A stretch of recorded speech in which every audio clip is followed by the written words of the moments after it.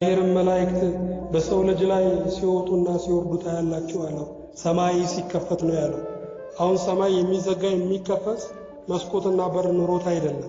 ሰማይ ሲከፈት ሚስጥር ሲገለጥ ማለት ነው። ጌታችን መድኃኒታችን ኢየሱስ ክርስቶስ በማቴዎስ ወንጌል ምዕራፍ 3 መጨረሻውን አንብቡ። ተጠምቆ ሲወጣ ሰማይ ተከፈተ ነው የሚለው። ከዛ በኋላ ምን ወረደ? መንፈስ ቅዱስ በርግብ አምሳል ወረደ። እግዚአብሔር አብን በሰማይ ሆኖ የምወደው ልጄ ይህ ነው ብሎ መሰከረ። ምስጢር ተገለጠ ማለት ነው። ሰማይ ተከፈተ ማለት።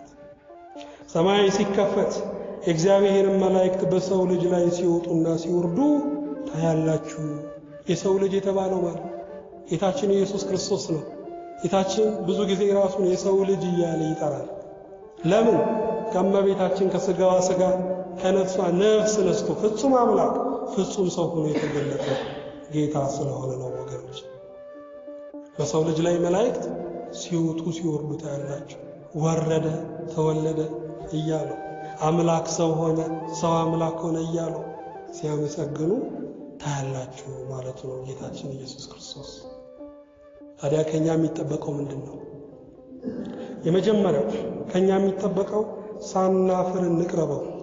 ሳናፍር ያደረግነው የሰራነው የኃጢአት ኑሯችንን ሁሉ እርሱ ለመንገር ሳናፍር እንቅረበው ወገኖች። እሱ እኮ አላፈረብንም። አንዳንድ ሰዎች ያደጉበት ከተማ ወይም ሰፈር እንደው ጥሩ ስም ከሌለው ሰፈራቸውን እንኳን ለመግለጥ ይፈተናሉ። እርሱ ግን ዛሬም የናዝሬቱ ኢየሱስ ይባላል። አላፈረብንም። ቢያፍር የሚያምርበት እኮ በእኛ እሱ ነበር። ስለዚህ አትፈሩ። እሱ የኃጢአተኞች ወዳጅ ነው። የማንንም ኃጢአት እየዘረዘረ አሳቆ ከቤት የሚያስወጣ አባት አይደለም እግዚአብሔር። ቁጣውን በምህረቱ ጉድጓድ ደፍኖ መዓቱን በቸርነቱ ውቅያኖስ አስጥሞ ዳልበደልን አድርጎ በፊቱ የሚያቆመን አምላክ ነው እግዚአብሔር። ስሙ የተመሰገነ ይሁን። ሁሉ ጊዜ ስታዩት እሱ በኃጢአተኞች መካከል ነው የሚታየው። ቀራንዮንም አስቡ። በሁለት ሽፍቶች በሁለት ወንበዴዎች መካከል ነው ክርስቶስ የተሰቀለው። ወንበዴ ማለት ወገኖቼ፣ ሽፍታ ማለት ገንዘብን ብቻ የሚሰርቅ አይደለም፣ ነፍስንም የሚሰርቅ ነው። ገድሎ የሚዘርፍ ነው ወንበዴ ማለት። በሁለት ወንበዴዎች መካከል ነፍስ አስመላሹ ክርስቶስ ተሰቅሎ ነበር። ሁሉ ጊዜ የሚታየው ወገኖቼ እንዲሁ ነው። ዛሬም የናዝሬቱ ኢየሱስ ይባላል። ሲሰቀል እንኳን ከላይ የተጻፈው የናዝሬቱ ኢየሱስ የሚለው። ስለዚህ ሳታፍሩ ልትቀርቡ ይገባል። እግዚአብሔር ማንንም የማያሳቅቅ አምላክ ነው። ከኛ የሚጠብቀው ብዙ አይደለም። ኃጢአታችንን ማመን ነው። በቃ ማመን። ጌታ ሆይ በድዬሃለሁ፣ በአንተ ላይ አጉድያለሁ፣ እባክህ ምሕረትን እፈልጋለሁና ይቅር በለኝ ማለት ነው የሚፈልገው ወገኖች፣ ብዙ አይደለም። እግዚአብሔር ማስተዋሉን ይስጠን። ሁለተኛው መልካምነቱ እንዲያለብሰን ልንጸልይ ይገባል። ጨረቃ በራሷ እኮ ብርሃን የላት። ብርሃን የሚሳልባት ከየት መጥቶ? የፀሐይ ብርሃን ነው። የሰው ልጅም በራሱ ብርሃን አይደለም፣ ጨለማ ነው። ስለዚህ የእግዚአብሔር ብርሃን በእኛ ላይ እንዲሳል የፍቅር ብርሃኑ፣ የሰላም ብርሃኑ፣ የመንፈሳዊ ዕውቀት ብርሃኑ፣ የክብር ብርሃኑ በእኛ ላይ እንዲሳል ልንጸልይ ይገባል ወገኖች። ሌላው የቃል ኪዳን ወዳጃችን ልናደርገው ይገባል። እግዚአብሔር የመንገደኞችን ፍቅር አይፈልግም።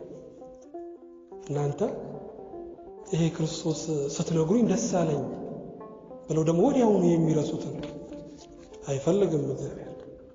የቃል ኪዳን ፍቅር ይፈልጋል። ከዛሬ በኋላ እግዚአብሔር ነኝ፣ ከዛሬ በኋላ ፊቴን ለክርስቶስ ጀርባዬን ለዓለም ሰጥቻለሁ ብለን በቃል ኪዳን ልንለይ ይገባል። እሱን መከተል ይገባል ወገኖች። ያለ እግዚአብሔር ሕይወት ባዶ ነው። ያለ እግዚአብሔር ሕይወት በድን ነው። ያለ እግዚአብሔር ማንነት ልክ ሬሳን እንደ መጥባት ነው፣ እርካታ የለውም። ሬሳን የሚጠባ ሕፃን ልጅ ምን ይረካል ብላችሁ ነው? ለጥጋብ እኮ አይሆንም። ዓለምንም መጣበቅ ልክ እንደዛው ነው ወገኖች። እንደውም ልክ የጨው ውሃ እንደጠጣ የበለጠ የሚያስጠማ ነው ወገኖች። ስለዚህ ከእግዚአብሔር ጋር ልንኖር ያስፈልጋል። በቃል ኪዳን ልንለይ ያስፈልጋል። እግዚአብሔር ሁላችንን በቸርነቱ ይርዳን።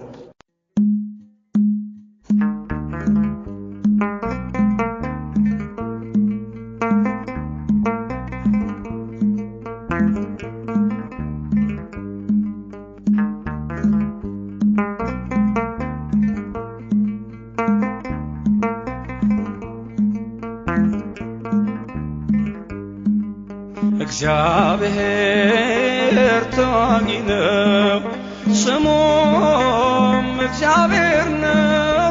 እግዚአብሔር ተዋጊ ነው፣ ስሙም እግዚአብሔር ነው። ጉልበቴም ዝማሬም እርሱ ነው። ጉልበቴም ዝማሬም እርሱ ነው። እግዚአብሔር ተዋጊ ነው፣ ስሙም እግዚአብሔር ነው። እግዚአብሔር ተዋጊ ነው፣ ስሙም እግዚአብሔር ነው። ጉልበቴም ዝማሬም እርሱ ነው። ጉልበቴም ዝማሬም እርሱ ነው።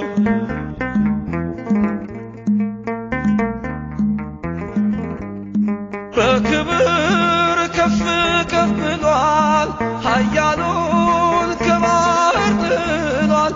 ለሕዝቡ መድኃኒት ሆነ፣ ከሳሹን ከላይ ከደነ። እግዚአብሔር ተዋጊ ነው፣ ስሙም እግዚአብሔር ነው። እግዚአብሔር ተዋጊ ነው፣ ስሙም እግዚአብሔር ነው። ጉልበቴም ዝማሬም እርሱ ነው። ጉልበቴም ዝማሬም እርሱ ነው።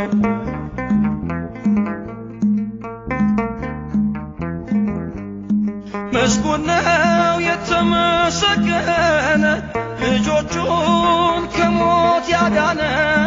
ፈርዖን ከጥልቁ ሰጥሟል፣ በክንዱ ኃይልን አድርጓል።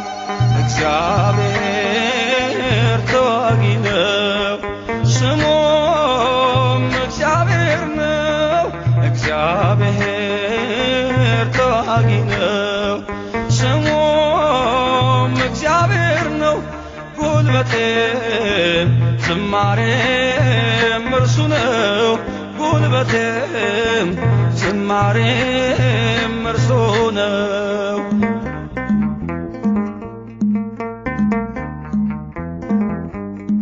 ታወጀ የምሕረት ዘመን፣ ከድንግል አምላክ ሰው ሲሆን።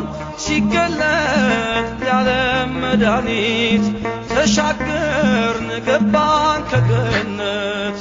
እግዚአብሔር ተዋጊ ነው፣ ስሙም እግዚአብሔር ነው።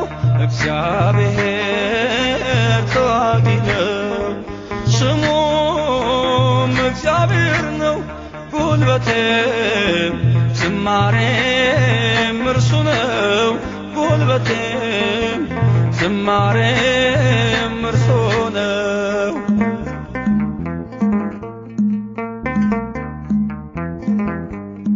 መለኮት ሥጋን ተዋሃደ፣ ዲያብሎስ ሲኦል ወረደ።